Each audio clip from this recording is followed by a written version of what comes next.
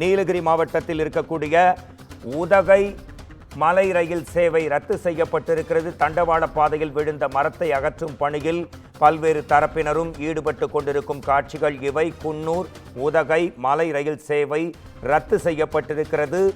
ராட்சத மரம் ரயில் பாதையில் விழுந்த காரணத்தால் இந்த ரயில் சேவை தற்காலிகமாக நிறுத்தப்பட்டிருக்கும் அண்மை செய்தி இது குறித்து நமது குமுதம் செய்தியாளர் அன்பழகன் தரும் தகவல்களை கேட்கலாம். மரம் விழுந்ததால் மலை ரயில் சேவை பாதிக்கப்பட்டிருக்கிறது. இது குறித்த கூடுதல் விவரங்களை எதிர்நோக்கி காத்திருக்கிறோம். அன்பழகன்.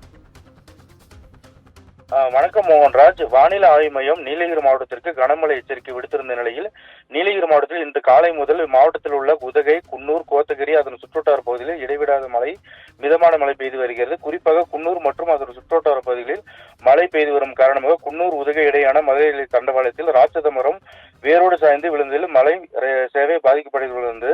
இது குறித்து தகவல் அறிந்து ரயில்வே ஊழியர்கள் சம்பவ இடத்திற்கு சென்று மரத்தை வெட்டி அகற்றும் பணியில் ஈடுபட்டு வருகின்றனர். தற்போது தண்டவாளத்தில் மரம் விழுந்துள்ளதால் குன்னூர் உதகை இடையான தற்காலிக ரயில் சேவை நிறுத்தி வைக்கப்பட்டுள்ளதாக ரயில்வே நிர்வாகம் தெரிவித்துள்ளது. இதனால் சுற்றுலா பயணிகள் ஏமாற்றமடைந்துள்ளனர். மோகன்ராஜ், உங்கள் உடனடி சுருக்கமான தகவல்களுக்கு நன்றி அன்பழகன்.